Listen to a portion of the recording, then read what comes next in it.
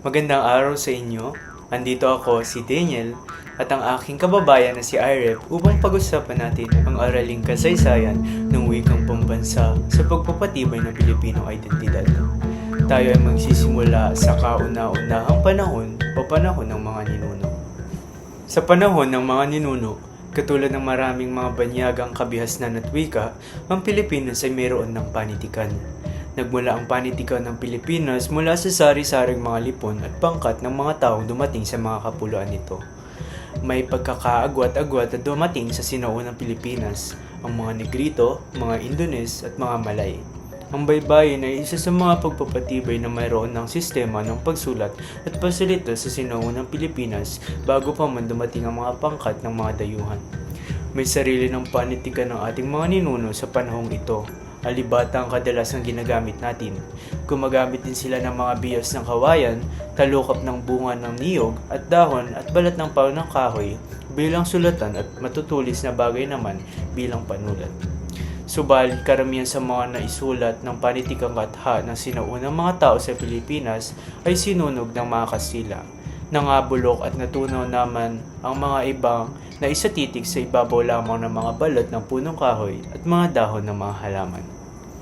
Sa panahon ng mga Kastila, formal na nagsimula ang pananakop ng Espanya sa Pilipinas noong 1565 nang magtatag ng pamayanan o kolonya si Miguel Lopez de Legazpi.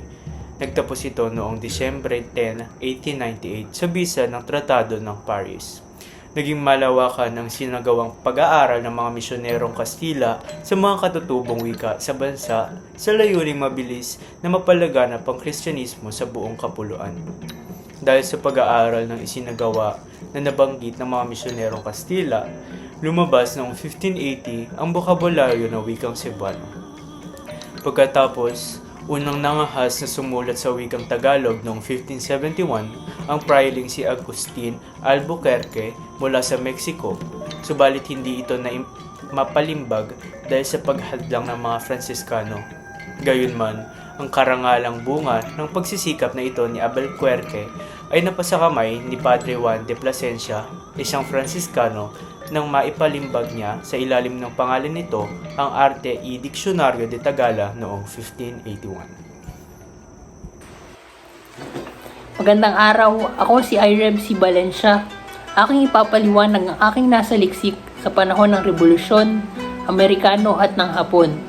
Ayon sa artikulo ni De Leon 2020, ang panahong Rebolusyon ay isa sa pinakamahalagang pangyayari sa kasaysayan ng Pilipinas dahil ginamit ng mga Pilipino ang Tagalog bilang isang wika sa politika at ekonomiya ng kolonyal na pamahalaan.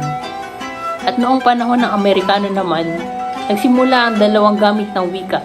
Ito ay ang wikang Ingles at wikang Espanyol. Nakalaunay napalitan ng wikang Ingles. At noong dumating naman ang mga Hapon sa Pilipinas, binago nila ang konstitusyon at ginawa nilang Tagalog bilang pambansang wika sa pagsisikap na alisin ang ideolohika ng Amerika.